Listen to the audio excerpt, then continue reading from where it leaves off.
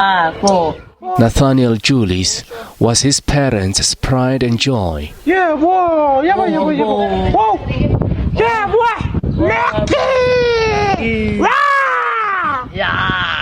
Nathaniel was a strong, courageous boy. Was a loving person. With a larger-than-life personality.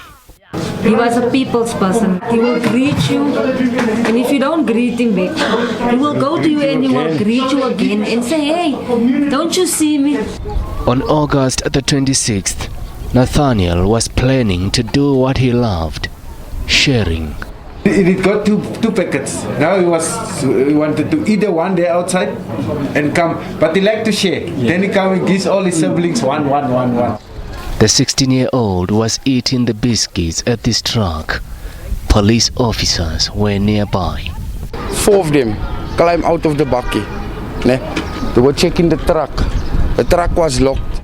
Nathaniel was questioned. They did ask him what is he doing this time of the night in the street. You understand? Don't you want to go home? But he couldn't answer. Seemingly attracted by the police van's blue lights, he approached the uniformed members and was allegedly shot. As you can see his fingerprints here, he slipped down trying to get a grip, and then he fell underneath the truck and the police officer pulled him out. Nathaniel was rushed to hospital where he died. 'n onskuldige kind, 'n lieflike kind wat humble is, wat nie arm is aan die community nie, wat nie weet wat dit om homself te defend nie, wat nie weet wat dit om terug te slaan nie. 'n vra net vir justice. That's all. Hours later, Eldorado Park billowed in smoke. Residents demanding swift justice. Police resorted to tear gas and rubber bullets. 2 days after the murder, a visit by the police minister. Whoever did it will have to face the law. But residents wanted more answers. The police station is corrupt. And would not let him go, using their bodies as barricades. Police backup was called. It's unfortunate that the young man died here. That's the first thing as the South African police would have to avoid. A few days later, 3 officers arrested. A week after the first court appearance. A fitting tribute to one of their own.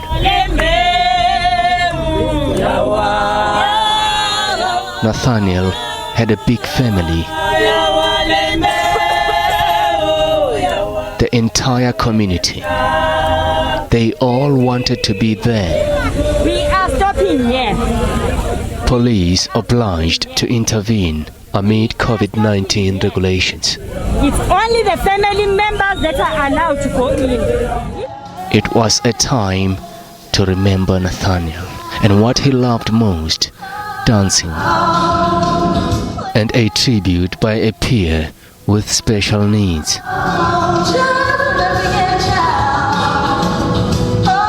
A child with a big heart. And that's how I want to remember you. Loving. You will always, when you get something, a gift like a chocolate or something, you will first run to me and say, "Ma, this is for you." A mother pained, bearing her son on her birthday. And it's my boy. I love him so much. May you rest in peace, Nathaniel. For 16 years, Nathaniel was a precious gift. I'm going to mercy, my Lord. I've got a thing that this man has done to me, but I forgive him, because God is full of forgiveness. I choose to believe the story that he was shot because he couldn't speak. And the reason I believe that is because for 41 years I have lived that life. I know how it feels to be misunderstood, to be undermined, and to be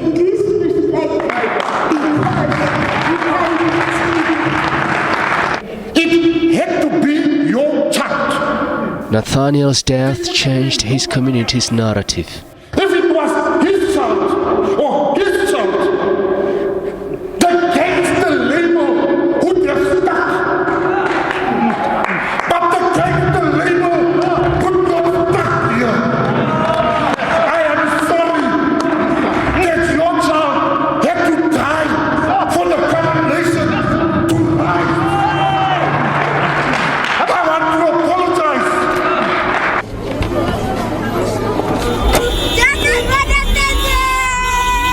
Many waited for hours to pay their last respects, even if it had to be from a distant street.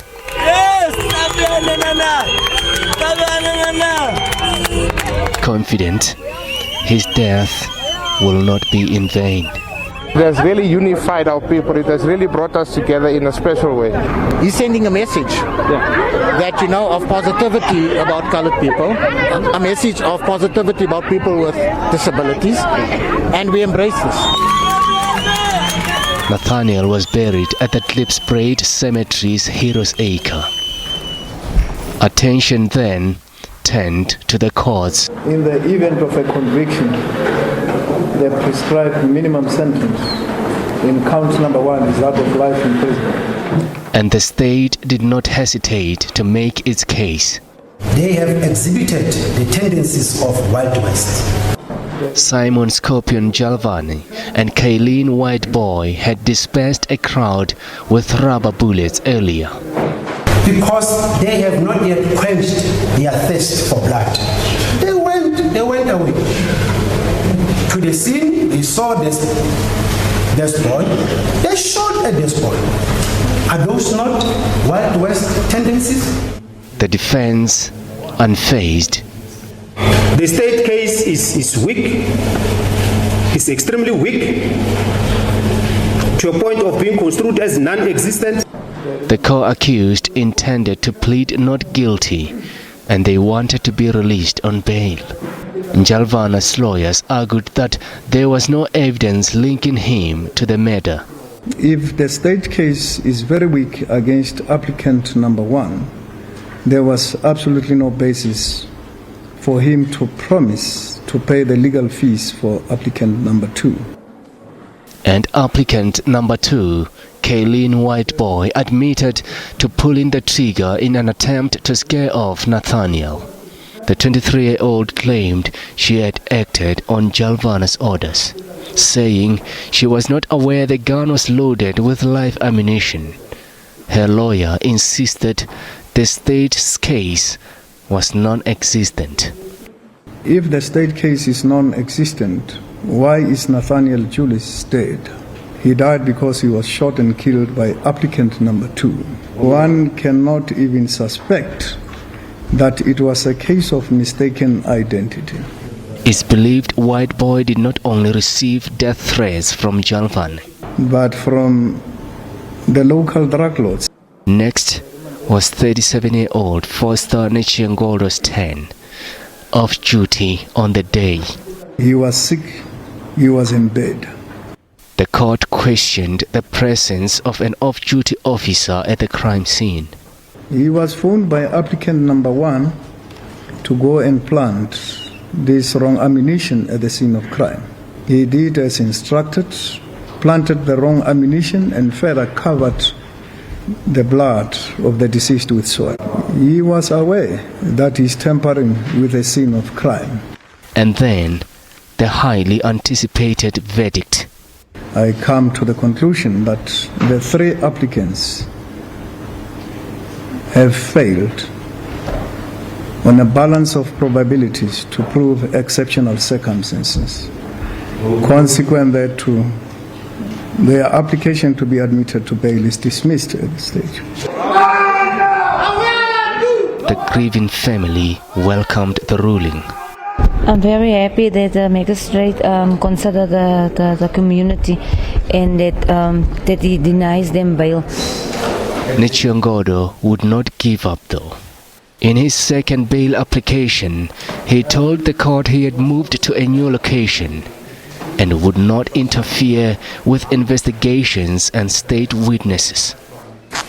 Bail is granted and fixed in the amount of 10,000 rand.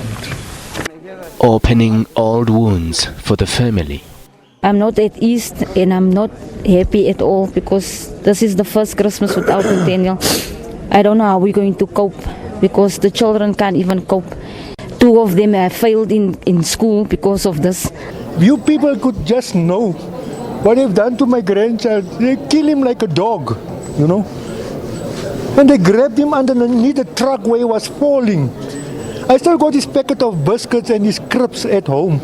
He could not express himself. And for them to shoot him just like that, it's really terrible. The state is confident the case will be ready for trial by the end of January. We can indicate that we received the post-mortem results. We are still studying same and concluding other investigations that are related to our preparation for the trial.